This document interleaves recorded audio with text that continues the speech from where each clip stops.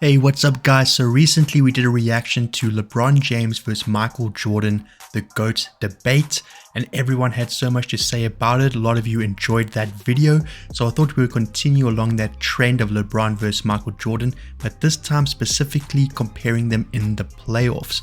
Now the reason for this is the playoffs is where the championships are won, the playoffs is where the big moments are had, and the best players show up for the big moments. So why not react to Michael Jordan versus LeBron James in these moments?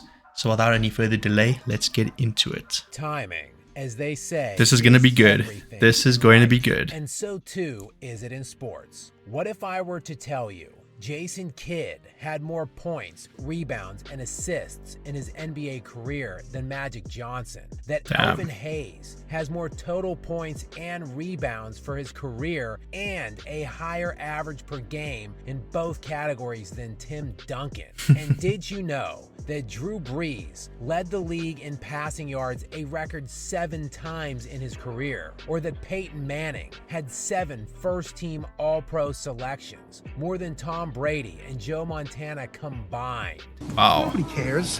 But when the chips were in the center of the table and the lights were at their brightest, we knew who the peak performers were. And that is what has always driven the conversations of who the greatest players were. But that conversation, as it pertains to the NBA's GOAT, has shifted for whatever reason in recent years to LeBron James and Michael Jordan, as the ratings pigs at various cash cow major media outlets continue to fuel their obedient Gen Z flock who eat it all up and pledge their allegiance to the self-proclaimed GOAT. That one right there made me the greatest player of all time. But a primary point of contention inevitably are the failures LeBron James has incurred throughout his playoff career, winning just 4 titles in 20 full and relatively healthy seasons, while the counterpoint in recent years has become the tried and trusted plumber defense.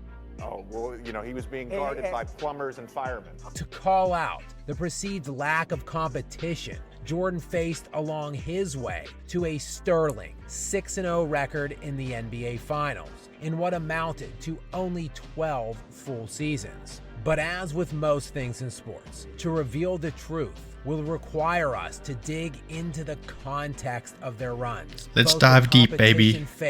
Let's dive deep. As the supporting casts they had around them. And in his first title run by Michael Jordan's Bulls in the 1990-91 season, his playoffs began sweeping the New York Knicks, who were only 39-43 for the season. But to be fair, LeBron's final runs in 2007, 2011, 2013, and 2015 all featured playoff opponents without a winning record.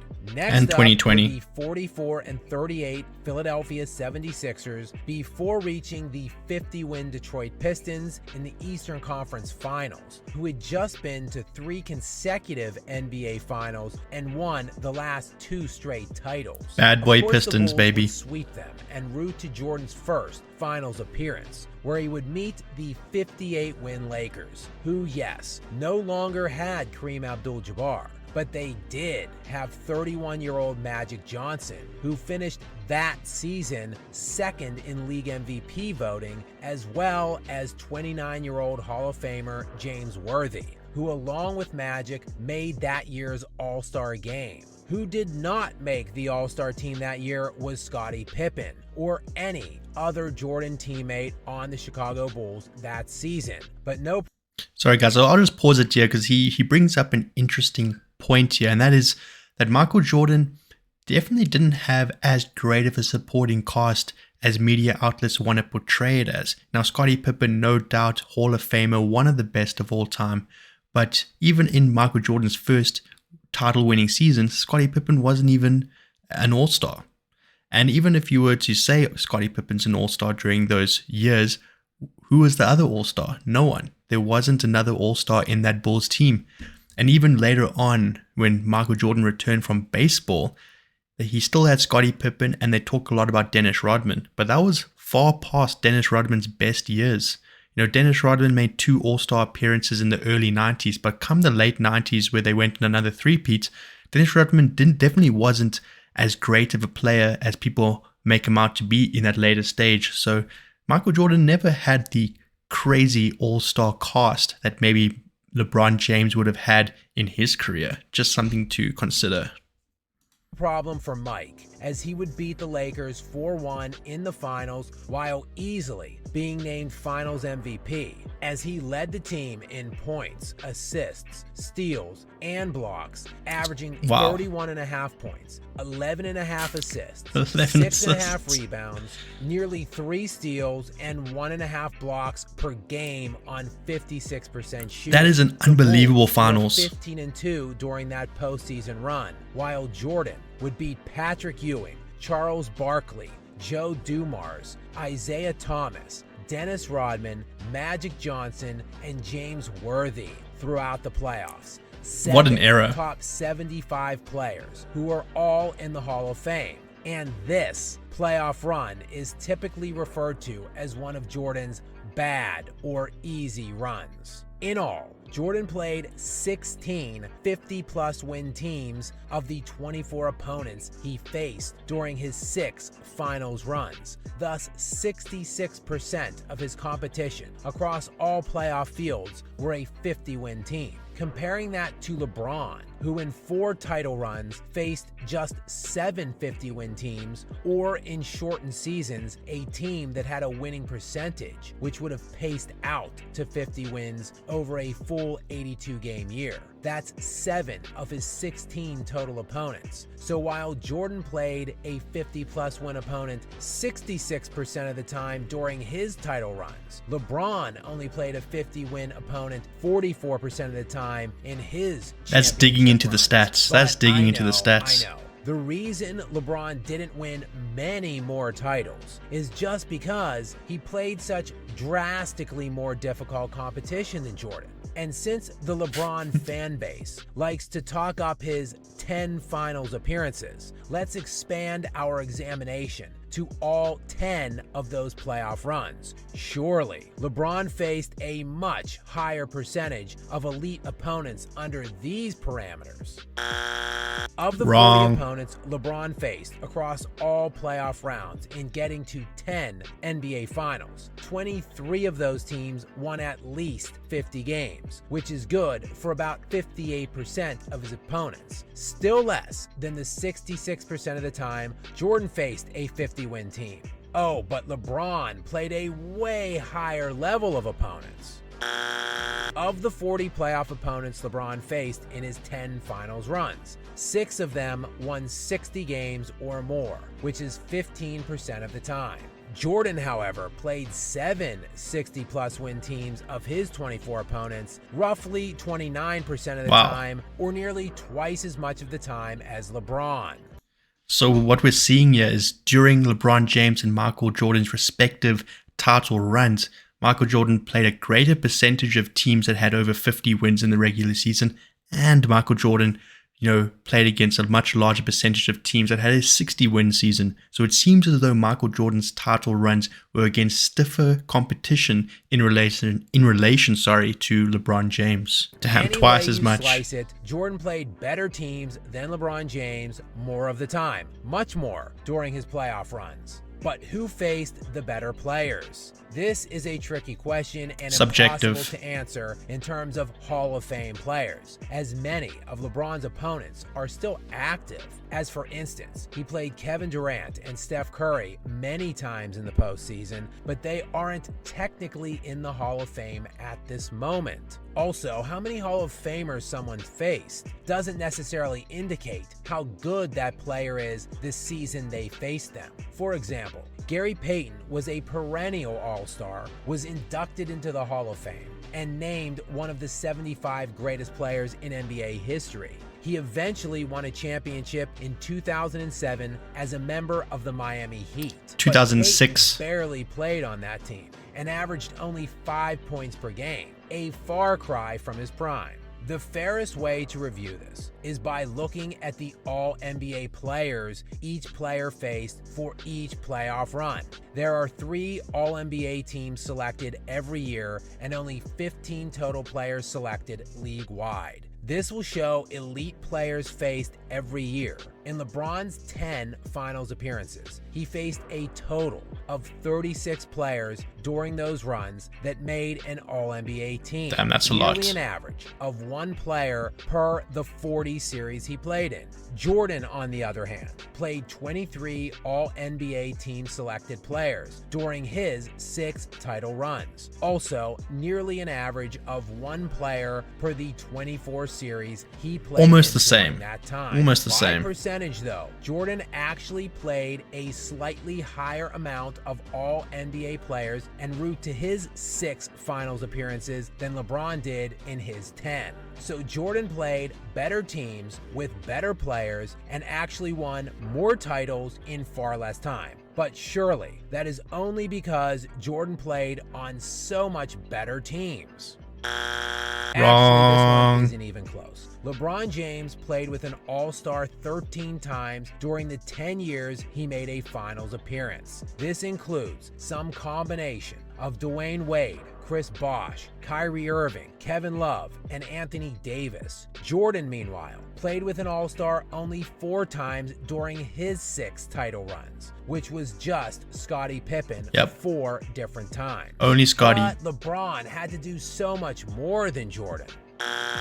LeBron James scored 5,911 of his team's 21,008 points during his 10 finals appearances. This is good for just above 28% of his team's total points scored. Jordan, on the other hand, scored 3,776 of his team's 11,387 total well points over during 35%. his 6 title runs. Well over 35. 33%. Sorry, 33 of it his seems. team scoring. Sorry. But I know.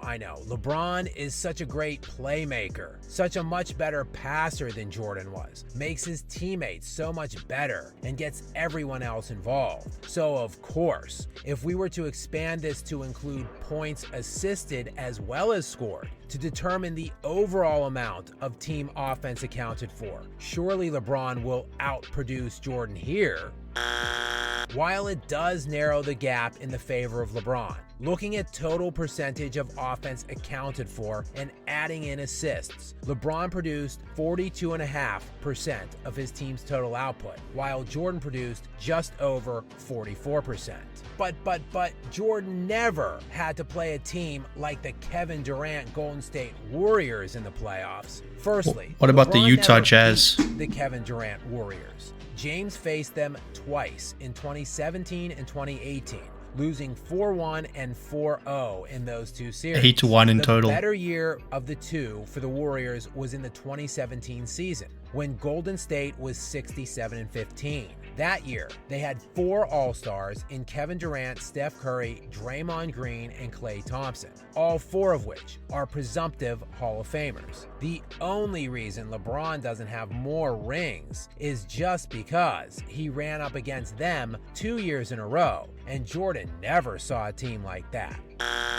Jordan played the legendary 1980s Boston Celtics in back-to-back seasons during his playoff runs, including one of the greatest teams ever assembled in 1985-86. That Celtics team that year, like the 2017 Warriors, were 67-15. And while they only had 3 All-Stars that specific season in Larry Bird, Robert Parrish, and Kevin McHale, they also had that season's league MVP in Larry Bird, the NBA Sixth Man of the Year winner in Bill Walton, and what would become 5 eventual Hall of Famers. Yeah, Jordan lost to that team in back-to-back seasons, but Jordan also had 0 other All-Stars on his own team, while in 2017, LeBron James had 2 other All-Stars on his. Yeah, so after Jordan lost to that Celtics team back-to-back years, he then lost to the Detroit Pistons for 3 years in a row,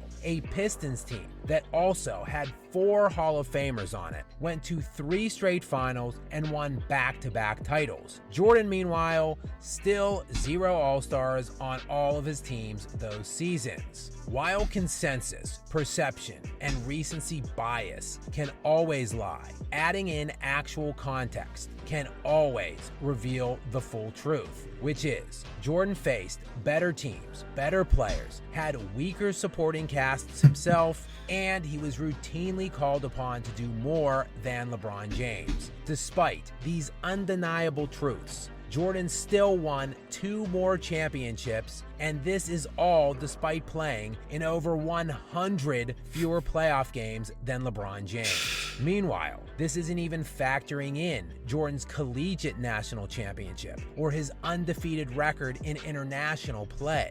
While countless ratings hogs masquerading around as basketball analysts, along with teenagers on social media, and even LeBron James himself will no doubt continue to awkwardly and embarrassingly force-feed his name into these alleged debates. No amount of yelling or lies will be able to conceal the fact this isn't a legitimate conversation, and it never was.